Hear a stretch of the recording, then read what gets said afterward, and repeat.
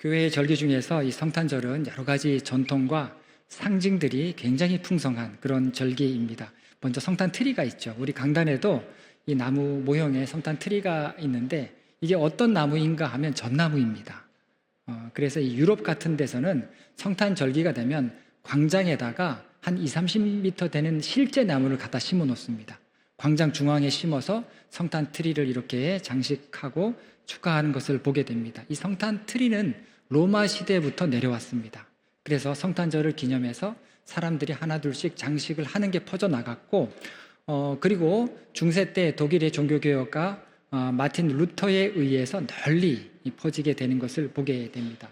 그리고 성탄 트리에 장식을 다는데, 장식을 다는 많은 장식 중에 하나가 뭐냐면 종의 모양이에요. 이렇게 딸랑딸랑 소리 나는 종인데, 종을 달아놓는 이유가 예수님의 시대에 이 종을 치면서 기쁨과 슬픔을 표현했습니다. 그래서 종을 이렇게 기념해서 달아놓는데, 지금도 구세군은 길거리에서 구제 활동을 할 때 종을 치면서 하죠. 의미가 있는 겁니다. 예수 그리스도의 탄생의 기쁜 소식을 종을 치면서 전하는 그런 의미가 있기 때문에 성탄 트리에다가도 종을 이렇게 그런 의미를 담아서 달게 됩니다. 또 우리는 말구유 장식을 하지 않았는데 말구유 장식도 많이 합니다. 말구유가 있고 거기에 마리아가 있고 요셉이 있고 이런 그런 조형물들을 여러분들 많이 보셨을 거예요. 이거를 크레쉬라고 하는데 말구유에서 태어나신 예수님의 탄생을 기념하는 것입니다. 그리고 성탄 트리를 보시면 맨 꼭대기에 별이 이렇게 있습니다. 우리 트리에도 별이 있는데 예수님께서 태어나실 때 그 복음서의 말씀을 보면 별에 대한 이야기가 나오죠. 그리고 구약 성경에도 별에 대한 이야기가 나옵니다. 민수기 24장 17절을 보면 한 별이 야곱에게서 나왔다라고 이런 말씀이 있는데 여기서 별은 예수님이십니다. 자, 이것뿐만이 아니라 우리가 집집마다 문 앞에 걸어두는 리스도 있는데 이게 사실은 화환입니다. 이거는 뭐냐면 하나님의 약속이 이루어진 것을 기념하면서 축하하는 뜻에서 리스를 만들어서 화환을 만들어서 집집마다 문이나 트리에 걸어두었던 것입니다. 또 예전에는 성탄 카드를 참 많이 보냈죠. 요즘에는 성탄 카드를 보내지 않습니다. 그런데 이 성탄 카드와 성탄 선물도 역사가 오래되어 있는데 사실 카드보다는 선물이 굉장히 오래된 역사를 갖고 있습니다. 모두 영국에서 시작되었는데 수백 년 전부터 성탄 절기에 날씨가 추워지니까 그래서 어려운 사람들에게 음식이나 또 여러 가지 물품들을 나누기 시작한 게 발단이 되어서 이렇게 성탄 절기에 많은 구제 활동을 하게 되는 것을 보게 됩니다. 우리 교회도 많지는 않지만 우리 김치도 나누고 또 사랑의 쌀도 나누고 또 사랑의 연탄도 이렇게 나누었는데 이 모든 것이 예수님의 이 땅에 오심을 기념하는 대림 절기에 이루어졌습니다. 그래서 다 의미가 있는 것을 보게 됩니다. 마지막으로 찬양이 있습니다. 성탄 캐럴이 있는데 이 성탄 찬양을 들으면 나이가 들어가는 것을 잊는 것 같습니다. 오래전의 추억도 많이 생각이 나고 그리고 성탄 찬양을 들을 때 굉장히 마음도 평안해지고 좋은 것 같습니다. 그리고 무엇보다 옛날부터 들었던 이 찬양에 대한 감동들이 되살아나는 것 같습니다. 이렇게 성탄에는 여러 가지 전통들이 교회에 전해져 내려오게 되는데 그 중에서 가장 오래된 것은 찬양입니다. 예수님이 태어나실 때 노래했던 찬양이 복음서에도 나오게 되는 것을 보게 됩니다. 대표적으로 세 가지 찬양이 있는데 이 찬양들이 누가복음에 다 나옵니다. 먼저는 마리아의 찬양, 마리아의 노래가 나오는데 이게 라틴어로 다 이름이 있습니다. 마리아의 찬양은 마그니피카트라고 해서 찬양하다라고 하는 그런 의미가 있고 두 번째는 사가랴의 찬송이 나옵니다. 역시 예수님의 탄생을 축하하는 그런 찬양인데 라틴어로는 베네딕투스라고 하는데 이거는 이제 축복하다라고 하는 그런 의미를 갖고 있습니다. 세 번째 찬양은 오늘 말씀의 주인공인 시므온이 불렀던 시므온의 찬송입니다. 오늘 말씀이 시므온의 찬송이에요. 이거는 눈쿠 디미티스라고 하는 그런 라틴어인데 이제 내가 떠날 수 있게 되었습니다. 예수 그리스도의 오심을 보고서 내가 이제 언제 떠나도 좋겠습니다 라고 하는 그런 의미를 갖고 있습니다. 대표적으로 이렇게 세 가지 찬양이 나오고 물론 그 외에도 천사들의 합창이 나오고 목자들의 찬양이 나오고 그리고 동방박사들의 증언들이 이 성경에 나오는 것을 보게 됩니다. 그 중에서 오늘 본문의 말씀인 이 시므온의 찬양, 이 시므온이라고 하는 사람이 누구일까? 사실 성경에서는 알려진 게 거의 없습니다. 본문에서도 한 문장으로 소개하는 것을 보게 됩니다. 25절에 보면 그는 예루살렘에 살던 사람이었고 또 의롭고 경건한 사람이었고 무엇보다 이스라엘의 위로를 기다리던 사람이었다라고 이렇게 한 줄로 기록하고 있는 것을 보게 됩니다. 이게 이 사람의 전부입니다. 그런데 이 한 줄을 가만히 묵상을 하다 보면 그의 삶이 굉장히 선명했구나. 이스라엘의 위로를 기다리는 사람, 그의 삶이 너무나도 분명한 삶을 살았구나 하는 것을 보게 됩니다. 역사상 가장 많은 파괴와 침략을 당한 도시인 예루살렘을 떠나지 않고 예루살렘에 살았던 이유가 있었고, 그리고 말씀을 따라서 믿음으로 평생을 살았던 그런 이유도 분명했고, 또 무엇보다 장차 오실 메시아와 우리를 구원하실 구원자에 대한 소망과 그리고 그것을 기대하는 마음으로 살았다라고 하는 것입니다. 경제적으로 많은 사람들이 어려운 상태, 헐벗은 상태에 있었고, 종교적으로는 형식과 외식이 만연했던 그런 시대였습니다. 그런 시대에 하나님께서 함께 하실 이스라엘의 위로의 날들을 변함없는 마음으로 기다리면서 살았다라는 것입니다. 하나님께서 이 시므온을 주목하신 거예요. 사람들은 주목하지 않죠. 나이 들고 힘은 없고 아무도 알아주지 않는데 하나님께서 이렇게 믿음으로 살아갔던 시므온을 주목하신 것입니다.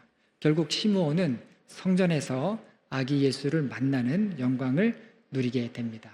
여러분, 이게 성탄이에요. 성탄은 예수님을 만나는 게 성탄입니다.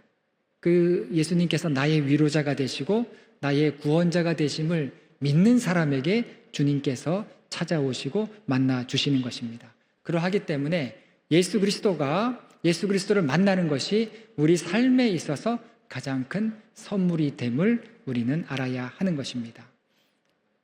우리 모두가 능히 위로하실 예수 그리스도를 바라보고 소망하는 삶을 살아가는 것, 이것이 얼마나 중요하고 이것이 얼마나 귀한 일인가 하는 것을 이 성탄절기에 되새겨야 하는 것입니다.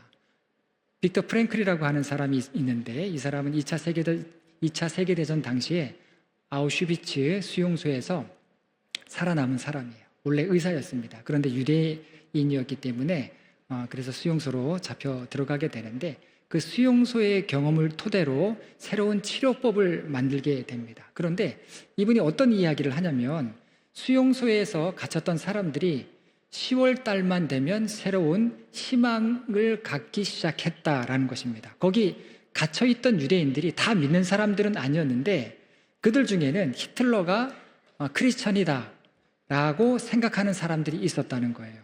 무명이었던 히틀러가 갑자기 등장했을 때 그렇게 포장을 했습니다. 신앙 좋은 사람이라고 그렇게 포장을 했고, 이 사람은 술도 안 하고 담배도 안 하고 채소만 먹고 민족을 위해서 결혼도 하지 않은 사람이다 라고 선전독으로 활용을 했던 것입니다. 자, 그런데 왜 10월 달부터 희망을 갖기 시작했을까?